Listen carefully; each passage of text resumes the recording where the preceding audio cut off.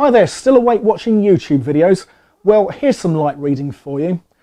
Robert Burns is one of the great poets that Scotland has ever produced, and his address to the Haggis is performed at Burns Nights the world over.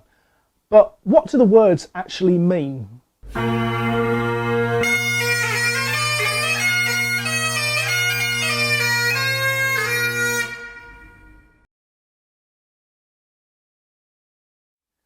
My name is James Reid, and I've been playing the bagpipes as a hobby now for many years, but when friends and family asked me to play for weddings and funerals, I decided to take it a bit more seriously. So I set up a website and began advertising myself as a piper. The one thing I realised very quickly was that Burns Night is the biggest evening in a piper's calendar. I do have a future video coming up where I go over the formalities of a Burns supper, so I won't get into the details of that now. But the address to the Haggis is key to the whole event. Burns was a great salesman for the Haggis, and if it wasn't for the address he wrote, there's no way it would be as popular as it is today. The poem is pretty crude in places and hilarious in others, but much of that humour gets lost in translation, not just because of the language barrier, but because jokes are often a product of their time. Now, if you are holding a Burns supper, you don't have to recite all 8 verses. In fact, I've been to many where they don't.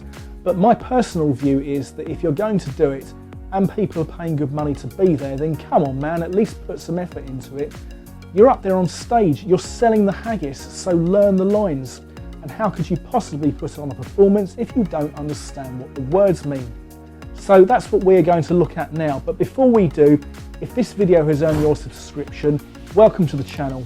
I'll be posting videos on here about all things related to bagpipes, and I'm always looking for material to cover in future topics. So if you have any questions I haven't answered yet, then post them in the comments section below and I may get round to answering them in a future video. There are 8 verses to the Haggis, and this is verse 1. For foe, your honest, sonsy face. Roughly translated, this means good luck to you and your honest, plump face. Great chieftain! Och, the puddin' race. Here he's calling the Haggis the great leader of the clan. Upon them, you take your place. Pinch, tripod, there. He's saying, you are better than all of them. Gut, stomach, lining, intestine. And well are you worthy of a gracious lion's mane. You definitely deserve a gesture about that long. Second verse. The groaning trencher. There you feel. Your Haggis like a distant hill. Haggis means buttocks, so he's saying you lie there on your overloaded plate, your buttocks are shaped like 2 small hills. Your kin would help to mend the meal in time of need. A bit of humour here, he's going right over the top and even praising the wooden skewer. He says your skewer could be used to fix a mill if needs be.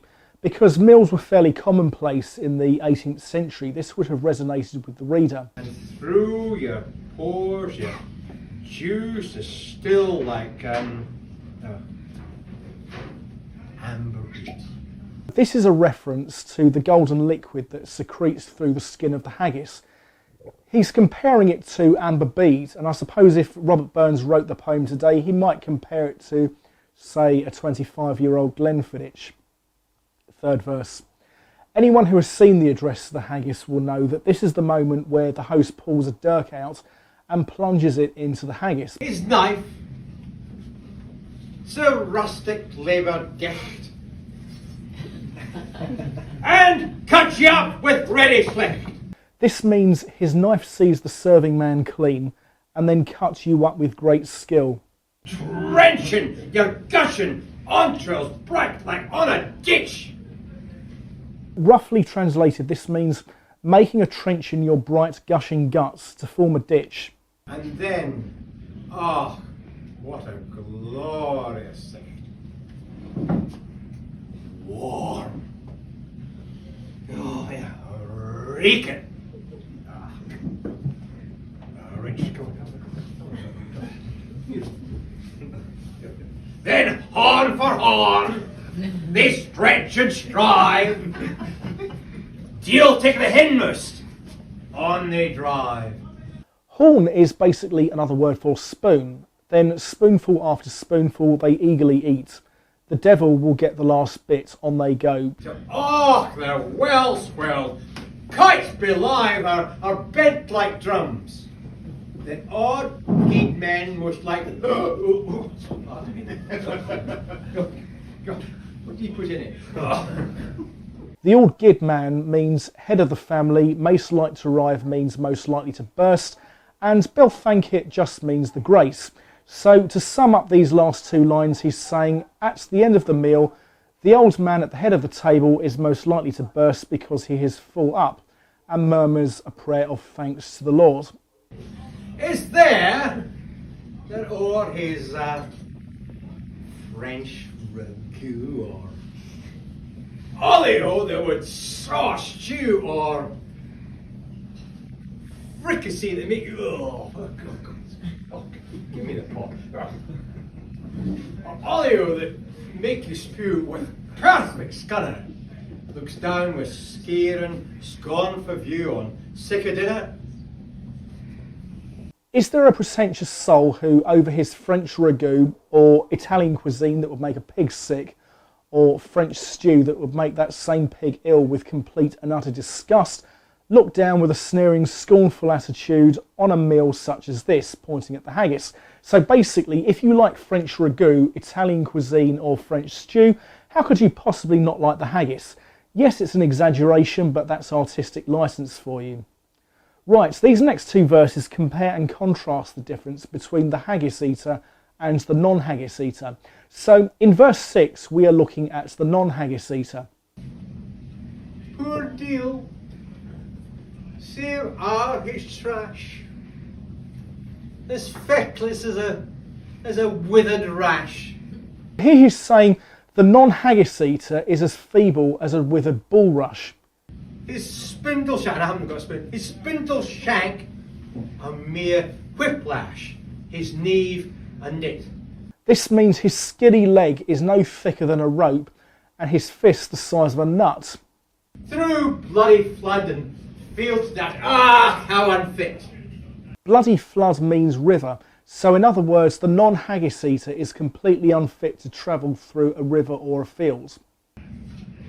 Hey, but mark the rustic, haggis fed, the trembling earth resounds his tread. What Burns is now doing is contrasting this image with the man who eats the haggis. What he is saying in this line is, but look at the healthy haggis eater. The trembling earth resounds his tread. This means you can hear the haggis eater coming from a long way off. Or, to give it its literal meaning, the trembling earth respects him as a man. Clapped in his wally knee a blade, he'll make it whistle! He's saying here that if you put a knife in his fist, he'll make it work. And legs, and arms, and each will shred like Tax's thistle. If you're familiar with a thistle, you'll know the top comes off very easily with a knife.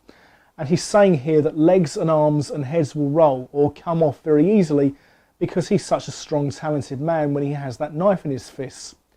It's also worth remembering here that the thistle is the national emblem of Scotland, so there's a patriotic reference here too. Right, so now we're on the last verse and we're summing up. Ye powers, who make mankind their care, and dish them out their pillar, I've only got 10 pound note, dish them out their bill of fare. Here he is addressing the people in authority. He's saying, you powers, or you people in authority who claim to look after us all and dish out what we eat. All Scotland wants no skinking ware that shouts in luggies.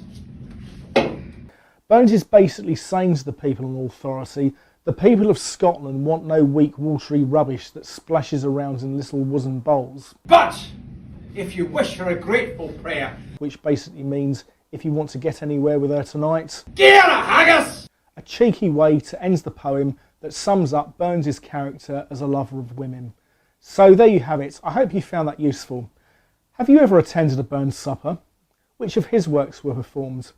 Are there any other pieces by Robert Burns that you would like to go through line by line? Let me know in the comments section below and I may well answer them in a future video.